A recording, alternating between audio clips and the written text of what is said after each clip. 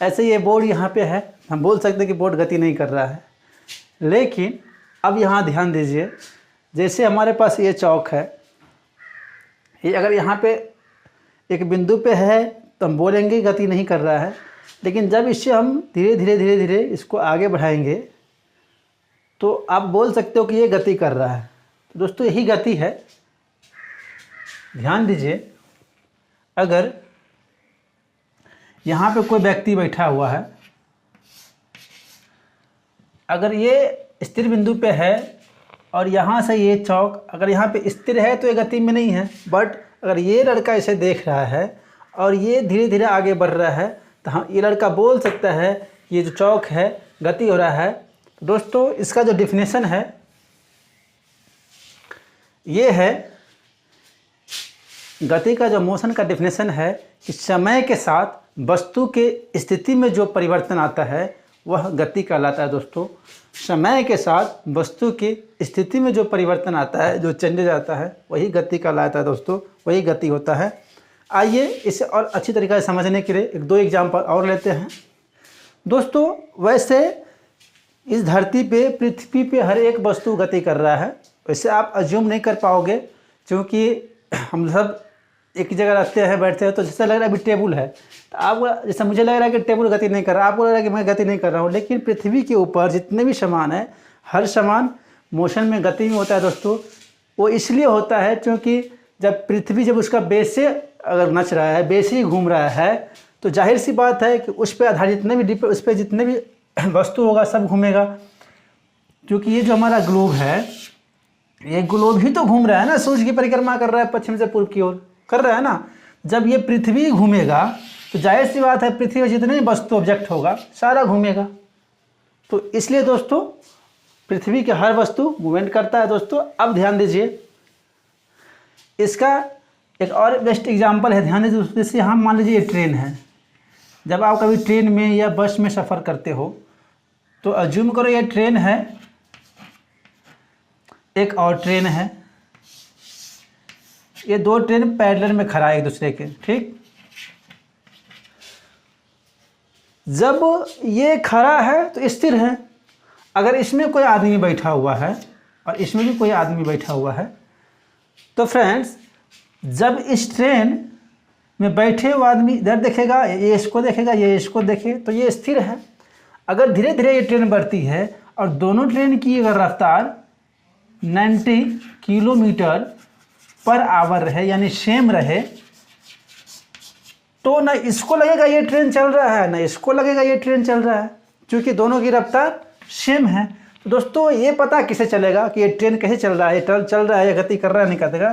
तो जब जो व्यक्ति ट्रेन से बाहर प्लेटफॉर्म पे होगा या कहीं रास्ते में रुका होगा, स्थिर बिंदु पे होगा, यानी इसके स्पीड से कम होगा, इसके स्पीड के बराबर होगा, तो उससे पता नहीं चलेगा ट्रेन चल रहा है कि नहीं चल रहा है। लेकिन जब कोई व्यक्ति यहाँ पे स्थिर होगा, स्थिर होकर इसे देख रहा होगा, तो इसे महसूस होगा, इसे समझ में आएगा कि ये ट्रेन चल रहा है। तो दोस्तों ऐसे ही हम लोग जो पृथ्वी पे है, अर्थ पे है, तो चूँकि हम लोग इसके ऊपर है तो पता नहीं चल रहा है। लेकिन जब इसे आप चांद से देखो या अंतरिक्ष, ऊपर से देखो, अंतरिक्ष से देखो, तो आपको समझ में आएगा कि पृथ्वी घूम रहा है, क्या हुआ। तो उम्मीद करता हूँ दोस्तों इसे आप समझ गए होंगे। आइए अब थोड़ा इससे आगे चलते हैं।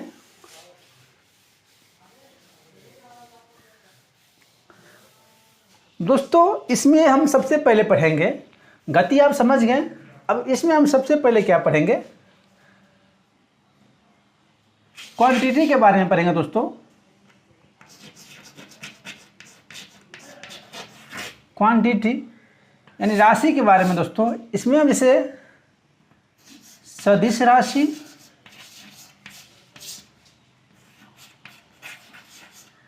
किसे बोलते हैं, और अदिश राशि किसे बोलते हैं। दोस्तों सदिश राशि को इंग्लिश में वेक्टर क्वांटिटी बोलता है और अदिश राशि को स्केलर बोलता है क्वांटिटी। अब ध्यान दीजिएगा दोस्तों, सदिश किसे बोलेंगे और अदिश किसे बोलेंगे। तो दोस्तों सदिश वह राशि है जिसमें, सदिश या वेक्टर क्वांटिटी वह राशि है जिसमें परिमाण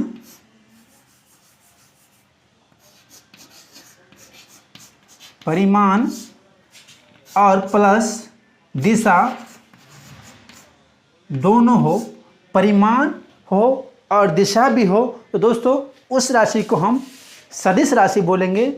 और जिस राशि में सिर्फ और सिर्फ परिमाण हो और दिशा नहीं हो, सिर्फ और सिर्फ परिमाण हो, दिशा नहीं हो, तो वैसे राशि को हम अदिश राशि बोलेंगे, यानी स्केलर क्वांटिटी बोलेंगे। दोस्तों परिमाण को मैग्नीट्यूड बोलते हैं, मैग्नीट्यूड, दिशा को डायरेक्शन बोलते हैं।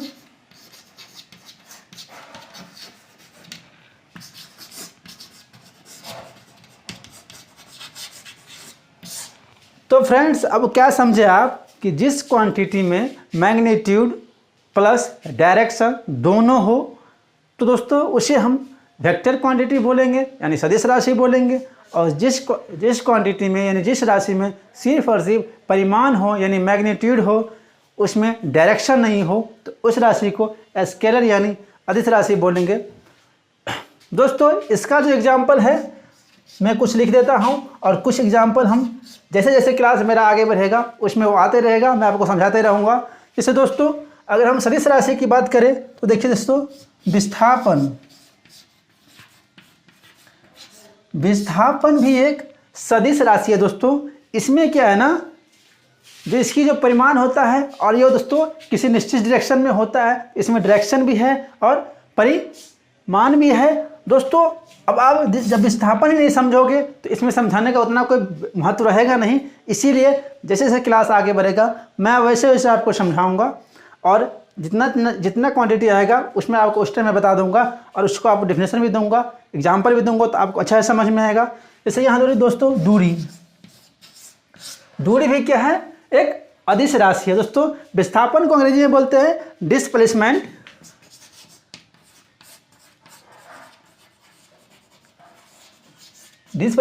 और इसको बोलते हैं डिस्टेंस। तो दोस्तों डिस्टेंस क्या है, एक अदिश राशि है, स्केलर क्वांटिटी है, और डिस्प्लेसमेंट क्या है दोस्तों, एक सदिश राशि है, वेक्टर क्वांटिटी है। जैसे दोस्तों इसमें और है, जैसे चाल हो गया, वेग हो गया, तो चाल एक अदिश राशि है, वेग एक सदिश राशि है। तो दोस्तों इस तरह से कई एग्जाम्पल हैं, तो वो सब सारा जैसे क्लास आगे बढ़ेगा वो सब कवर होते जाएगा दोस्तों। तो आइए अब थोड़ा इससे आगे चलते हैं और चीज़ों को समझते हैं। दोस्तों ये बहुत ही अच्छा टॉपिक है आज का, मोशन। आपको मैक्सिमम हर एग्जाम में पूछ ही रहता है, दो तीन सवाल तो रहता ही रहता है दोस्तों इस चैप्टर से। और फिजिक्स की बात करें तो आइए देखते हैं हम इससे थोड़ा आगे। ध्यान से समझिएगा, आराम से पढ़ाऊंगा, मैं ये समझ के पढ़ा रहा हूँ, आपको बता रहा हूँ कि आपको फिजिक्स आता ही नहीं है, इस हिसाब से मैं आपको बता रहा हूँ। सारे टॉपिक को आराम से पढ़ाऊँगा, समय दे के पढ़ाऊँगा, इसमें कोई हड़बड़ी की बात नहीं है, ध्यान दीजिएगा। दोस्तों अब हम थोड़ा आगे चलेंगे, और जब हम क्वांटिटी समझ गए वेक्टर और स्केलर, तो अब हम बढ़ेंगे दूरी के बारे में, जानेंगे दूरी और विस्थापन क्या होता है। दूरी और विस्थापन क्या होता है, ध्यान दीजिएगा दोस्तों। दूरी जिसे हम डिस्टेंस बोलते हैं और इसे डिस्प्लेसमेंट बोलते हैं। फ्रेंड्स डिस्टेंस और डिस्प्लेसमेंट क्या है, ध्यान दीजिएगा, बहुत ही अच्छा चीज़ है दोस्तों, इसको आराम से समझिएगा, मैं आपको आराम से बताऊंगा। फ्रेंड्स जब हम कोई निश्चित, ऐसे देखिए एग्जाम्पल समझिए आप, मान लीजिए कोई व्यक्ति ए स्थान पे खड़ा है, कहाँ खड़ा है, ए स्थान पे। दोस्तों कोई व्यक्ति ए स्थान पे खड़ा है और उसको बी स्थान की दूरी तय करना है। कहाँ तक जाना है, बी स्थान की दूरी तय करना है। और रूट जो है दोस्तों ये अच्छा रूट है और ये थोड़ा डिस्टर्ब वाला रूट है। ये जो रूट है डिस्टर्ब है, ये शॉर्टकट रास्ता यहाँ पे नहीं है। अब ध्यान दीजिएगा दोस्तों कि दूरी क्या होता है और विस्थापन क्या होता है, इसमें आपको समझ में आएगा। दोस्तों कोई व्यक्ति अगर यहाँ से चलेगा ए स्थान से तो ऐसे ही जाएगा ना। तो दोस्तों ये जो तय किया, मान लेते हैं यहाँ इसको तय करने में लग गया 10 किलोमीटर, मान लेते हैं ये 10 किलोमीटर की दूरी होगा। तो दोस्तों ये जो तय किया दूरी, यही कुल दूरी कहलाता है। तय की गई कुल लंबाई को दूरी बोलते हैं। दोस्तों एक निश्चित बिंदु, दो निश्चित बिंदु के बीच तय की गई कुल दूरी को, कुल लंबाई को दूरी कहते हैं। यहाँ ध्यान दीजिए, ये जो ए से लेकर बी तक जो दूरी तय किया हमने, जो लंबाई तय की, वही दूरी कहलाता है दोस्तों। तो दो बिंदु के बीच तय की गई कुल लंबाई को दूरी बोलते हैं फ्रेंड्स। अब देखिए ये हो गया दूरी, अब इसे समझ गया आप। अब आपसे कोई बोलेगा कि विस्थापन इसमें क्या है, तो दोस्तों ध्यान दीजिएगा, विस्थापन इसमें क्या होगा। यहां ध्यान दीजिए, विस्थापन दोस्तों एक निश्चित दिशा में न्यूनतम दूरी को विस्थापन बोलते हैं। एक निश्चित दिशा में न्यूनतम दूरी को विस्थापन बोलते हैं। तो दोस्तों ए से बी तक जाने में 10 किलोमीटर को तय करना पड़ता है, सड़क से जाएंगे या जो अच्छा मार्ग है उधर जाने के लिए। लेकिन जब विस्थापन की बात आएगा तो दोस्तों सबसे जो शॉर्टकट रास्ता होगा वो पकड़ लिया जाएगा। दोस्तों वो पकड़ लिया जाएगा, वही उसका हो जाएगा विस्थापन। वही एक निश्चित दिशा में न्यूनतम दूरी को क्या बोलते हैं, विस्थापन बोलते हैं। दोस्तों ये हमारा विस्थापन हो जाएगा। ये क्या हो गया, विस्थापन हो गया, और ये क्या हो गया, दूरी हो गया। उम्मीद करता हूं दोस्तों अब आपको ये समझ में आ गया होगा दूरी क्या होता है।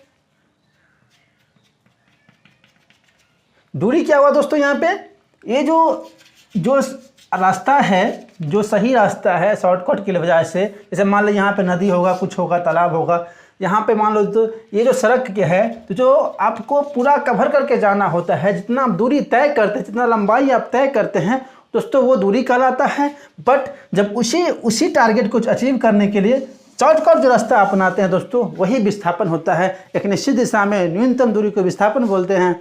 दोस्तों विस्थापन कितना हो गया, मान लेते ये 10 किलोमीटर होगा, क्योंकि ज़्यादा दूर है, ज़्यादा लंबाई है, मान लेते ये 7 किलोमीटर होगा। तो विस्थापन दोस्तों हमेशा दूरी से कम होगा। अब ध्यान दीजिएगा दोस्तों, या तो कम होगा या तो बराबर होगा। अब एक दो एग्जाम्पल आपको और समझाऊंगा, आपको और अच्छे से समझ में आएगा। ध्यान दीजिए यहाँ पे दोस्तों, यहाँ पे कोई मोहन नाम का व्यक्ति खड़ा है, ठीक। यहाँ पे कोई मोहन नाम का व्यक्ति खड़ा है और उसे जाना है स्कूल। यहाँ पे स्कूल आना है, लेकिन रास्ता जो है वो डायरेक्ट ना होके ऐसे रास्ता आ गया दोस्तों। यहाँ पे कोई बी पोजीशन है, फिर यहाँ से इसको राइट घूमना है, फिर स्कूल जाना है। तो दोस्तों मान लेते हैं ये 5 किलोमीटर होगा और ये 3 किलोमीटर होगा। तो मोहन कैसे जाएगा, क्योंकि इधर से रास्ता है नहीं शॉर्टकट, ये बिल्डिंग वगैरह सब घर सब है, तालाब नदी है, इधर से जा नहीं सकता है। तो ये क्या करेगा, इस सड़क से जाएगा, तो ऐसे करके जाएगा, फिर यहाँ से राइट लेके फिर स्कूल जाएगा। तो दोस्तों ये कितना दूरी तय किया, क्योंकि जितना लंबाई है उतना उसका दूरी हो गया। तो दूरी बराबर कितना हो गया, 5 + 3 यानी 8 किलोमीटर हो गया। बट जब विस्थापन की बात आएगा तो एक निश्चित दिशा में शॉर्टकट जो दूरी होगा दोस्तों, वही विस्थापन कहलाएगा। विस्थापन कितना हो गया, मान लेते हैं ये होगा 4 किलोमीटर, तो कितना हो गया, 4 किलोमीटर हो गया विस्थापन। अब आप समझ गए कि दूरी क्या होता है, विस्थापन क्या होता है। आइए एक दो और एग्जाम्पल से देखते हैं।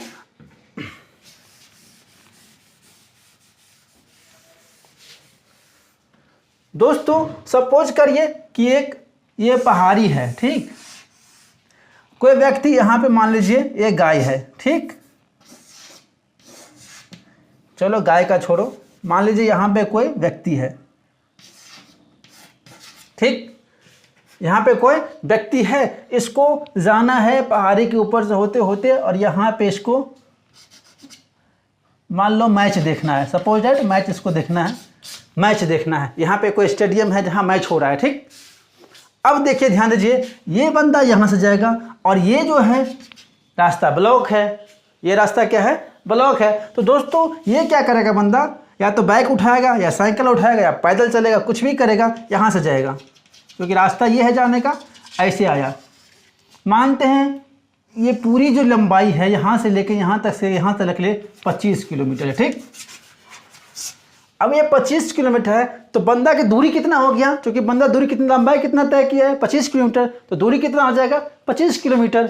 जब विस्थापन की बात आएगा, वहीं पर विस्थापन की बात आएगा दोस्तों, तो विस्थापन क्या हो जाएगा, यहाँ से लेकर चल सीधा सब कुछ तोड़ ताड़ के चल जाएंगे, वो वहाँ पे पूरी लंबाई नहीं तय करेगा, डायरेक्ट इसको सबके तोड़ ताड़ के आ जाएगा। और दोस्तों ये जो होगा इसका शॉर्टकट एक निश्चित डायरेक्शन में है दोस्तों, यह क्या हो जाएगा, विस्थापन हो जाएगा। मान लेते हैं ये 15 किलोमीटर होगा, तो ये कितना हो गया दोस्तों, ये विस्थापन हो गया। यहाँ पे दूरी कितना हो गया 25 किलोमीटर। अब दोस्तों ध्यान दीजिएगा यहाँ पे,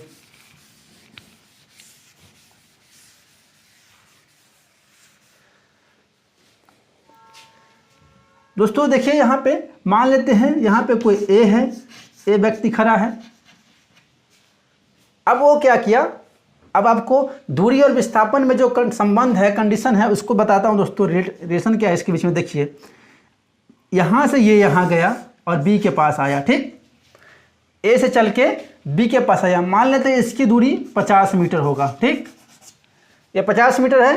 मान लेते हैं ए से बी की दूरी कितना किलोमीटर, कितना मीटर है, 50 मीटर है। तो बंदा ए से गया यहाँ तक और पुनः उसी रास्ता से जब हम दौड़ का तैयारी करते हैं तो क्या होता है, कभी कभी ग्राउंड जो गोला होता है, गोल शेप में होता है, या कभी कभी आप सड़क पे दौड़ते हो, तो हम लोग का टारगेट क्या होता है, जो बंदा दौड़ता है उसका टारगेट क्या होता है। मान लीजिए हमको 5 किलोमीटर दौड़ना है, टारगेट क्या है 5 किलोमीटर। ध्यान दीजिएगा दोस्तों, अगर आप दौड़े हो कभी मैदान या सड़क पे तो आपको ये चीज़ अनुभव किए होंगे। मान लीजिए वो 5 किलोमीटर का हमको ट्रैक तय करना है, और ये जो सड़क है, ये जो रोड है वो क्या है 2.5 किलोमीटर का है, 2.5 किलोमीटर का है। तो हम क्या करते हैं, एक बार जो जाते हैं और फिर दोबारा यहाँ से टच करके रिटर्न आते हैं। तो दोस्तों 2.5 जाएंगे और 2.5 आएंगे तो 5 किलोमीटर हो जाएगा ना। उसी प्रकार दोस्तों यहाँ ध्यान दीजिएगा, समझिएगा। मान लेते हैं ये ट्रैक 50 मीटर का होगा, ठीक, बंदा ए यहाँ पे गया और इससे मिलने के बाद तुरंत वापस आके यहाँ पे आ गया, तो ये 50 गया और 25 मीटर वापस आ गया। तो इसकी कुल दूरी कितना हो गया, ए का कुल दूरी 50 मीटर ये और 25, यानी 50 और 25 कितना हो गया 75 मीटर।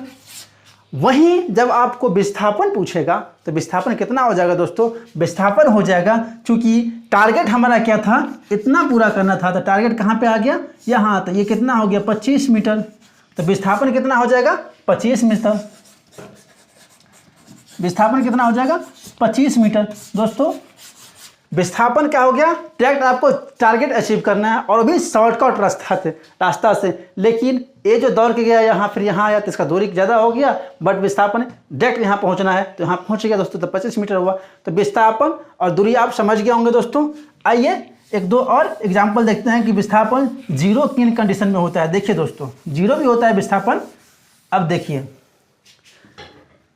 मान लेते हैं यहाँ पे मुकेश नाम का कोई बंदा खड़ा है, ठीक, मुकेश नाम खड़ा है, वो यहाँ से चलना प्रारंभ किया, बाइक लिया और बाइक से मोटरसाइकिल लिया, वहाँ से ये चल के यहाँ पे आया बी के पास। अब देखो ये इसका यहाँ पे आ गए और फिर यहाँ से काम करने के बाद पुनः रिटर्न वो इस जगह पे आ गया, ठीक। तो दोस्तों मान लेते हैं इसकी एक साइड की लंबाई 100 मीटर होगा। तो दोस्तों इसकी लंबाई 100 मीटर है और मुकेश क्या किया, एक बार गया फिर सामान खरीदा फिर इसको वापस आ गया। तो दोस्तों ये अल्टीमेटली आया कहाँ, तो अपने जगह घर आया, अपने जगह पे आया। तो दोस्तों दूरी कितना हो जाएगा, 100 मीटर को जाना और 100 मीटर को आना, तो 100 मीटर प्लस 100 मीटर यानी 200 मीटर दूरी हो गया। लेकिन वही जब विस्थापन पूछेगा तो दोस्तों इसका अल्टीमेटली टारगेट क्या था, टारगेट कहाँ था, तो घर आना ही था। तो विस्थापन क्या हो जाएगा दोस्तों, चूंकि यहीं से चला और यहीं आना था तो विस्थापन शॉर्टकट होता है ना, तो विस्थापन वो यहाँ पे जीरो हो जाएगा, चला ही नहीं, यहाँ का टारगेट यही है। तो विस्थापन क्या हो जाएगा, जीरो नहीं हो जाएगा, जीरो, क्योंकि टारगेट अल्टीमेटली तो यही था ना, तो वहाँ पे है ही, बंदा आ ही गया, तो विस्थापन कुछ चला ही नहीं, जीरो हो जाएगा। लेकिन दूरी जब हो जाएगा तो 100 गया और 100 आया तो 200 मीटर, बट विस्थापन क्या हो जाएगा, जीरो। इसका एक कंडीशन दोस्तों, इसको आप नोट कर सकते हैं, करना चाहेंगे तो लिख सकते हैं। देखिए D = डिस्टेंस, याद रखिएगा ये दूरी इसको हिंदी में भी लिख, दूरी बड़ा होता है ऑलवेज, दूरी हमेशा बड़ा होता है किससे? विस्थापन से। किससे? विस्थापन से।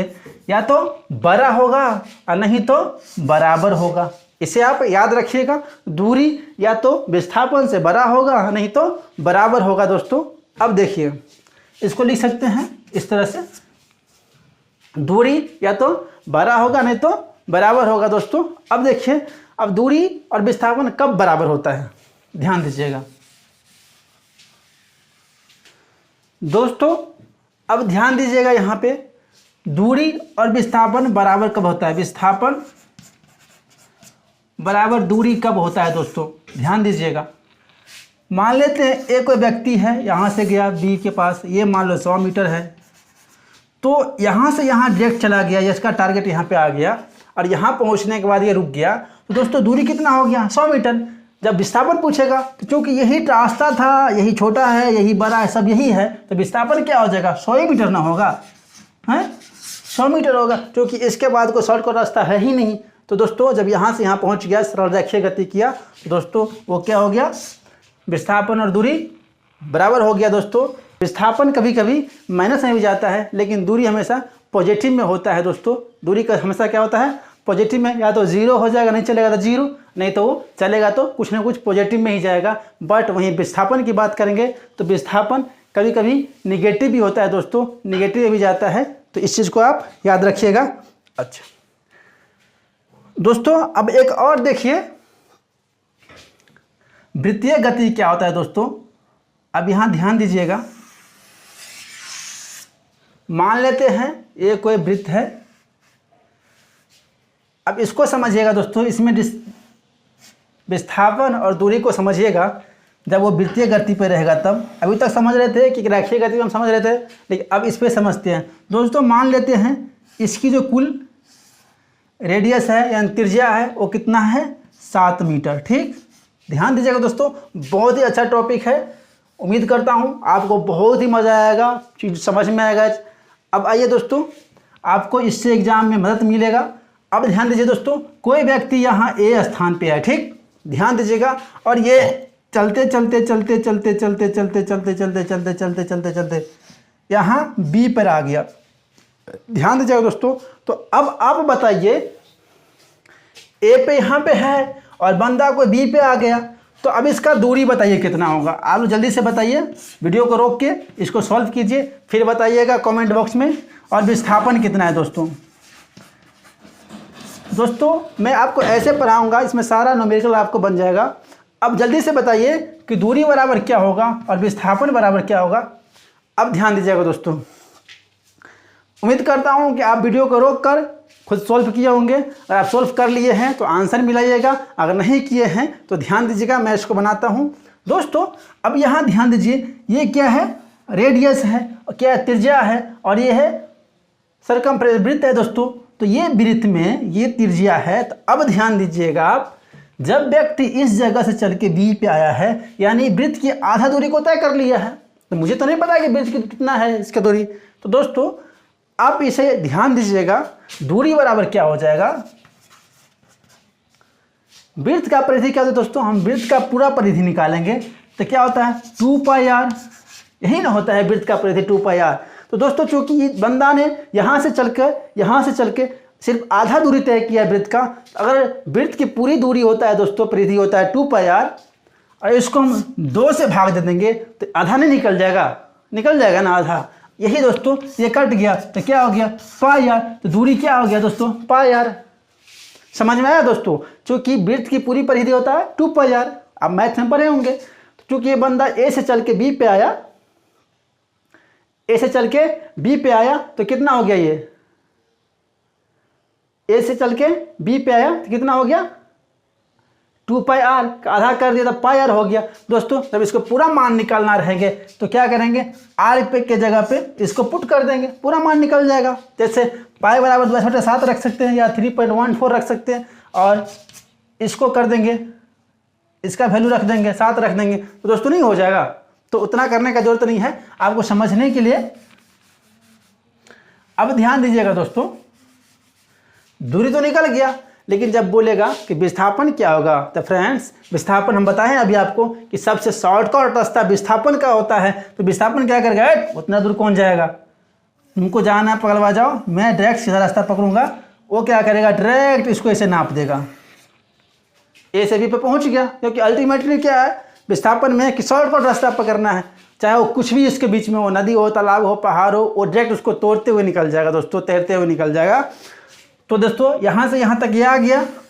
अब ध्यान दीजिएगा दोस्तों, क्योंकि इसकी लंबाई 7 है तो इसकी लंबाई कितना हो जाएगा 2r, तो कितना हो जाएगा 7 दूना 14 मीटर। तो दोस्तों विस्थापन कितना हो जाएगा 14 मीटर। अब समझ गए आप दोस्तों, इस तरह का सवाल आप आराम से बना सकते हैं। दोस्तों आइए और एक सवाल को सोल्व करते हैं। दोस्तों ये सवाल बोल रहा है कि एक पिंड वृत्तीय पथ पर गति करता है और 2 चक्कर के बाद दूरी एवं विस्थापन क्या होगा और एवं उसका अनुपात यानी रेशियो क्या होगा। दोस्तों अनुपात को रेशियो बोलते हैं। तो ध्यान दीजिएगा, सबसे पहले उसका जो पथ हम वृत्ताकार बनाएंगे दोस्तों, ये वृत्ताकार पथ उसका हो गया। अब ध्यान दीजिए, बोल रहा है 2 बार चक्कर लगाता है, कितना बार 2 चक्कर। तो जानते हैं कि वृत्त की जो एक चक्कर होता है 2πr होता है, यानी वृत्त की परिधि होता है। तो दोस्तों ये कितना चक्कर लगाया, तो 2 चक्कर, इसको 2 से गुना करेंगे तो कितना हो जाएगा 4πr। दोस्तों ये क्या हो जाएगा दूरी हो जाएगा, क्योंकि दूरी क्या होता है कुल लंबाई होता है दोस्तों। तो एक बार में तो 2πr हुआ, जब 2 बार मारेगा तो कितना हो जाएगा 4πr, क्या हो गया दूरी हो गया। दोस्तों विस्थापन क्या होगा इसका, सोचिए दोस्तों, जल्दी बताइए, जल्दी से बताइए विस्थापन क्या होगा। विस्थापन इसका क्या होगा दोस्तों, विस्थापन हो जाएगा 0, चूँकि अगर यहाँ से दौड़ना स्टार्ट करता है या चलना स्टार्ट करता है तो ये हो गया 1 राउंड, यहाँ पहुँच गया, फिर ये शुरू किया दूसरा राउंड के लिए और फिर ये यहीं आ गया। तो इसका टारगेट तो यही था दोस्तों 9, तो वहीं पे तो आ ही गया, तो इसका विस्थापन क्या हो जाएगा 0 हो जाएगा। तो दोस्तों दूरी हो गया 4π, विस्थापन हो गया 0। जब इसका रेशियो पूछेगा तो रेशियो क्या होता है दोस्तों, इसी को अनुपात में लिख देंगे, तो 4πr अनुपात 0 यही ना लिखते हैं दोस्तों, तो ये होगा, यानी इसका मतलब भाग होता है दोस्तों। अगर भाग में लिखेंगे तो ये क्या हो जाएगा, किसी संख्या को 0 में भाग देंगे तो क्या हो जाएगा इन्फिनिट हो जाएगा।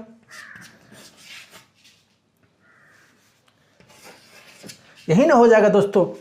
तो उम्मीद करता हूँ अब आप ये समझ गए होंगे।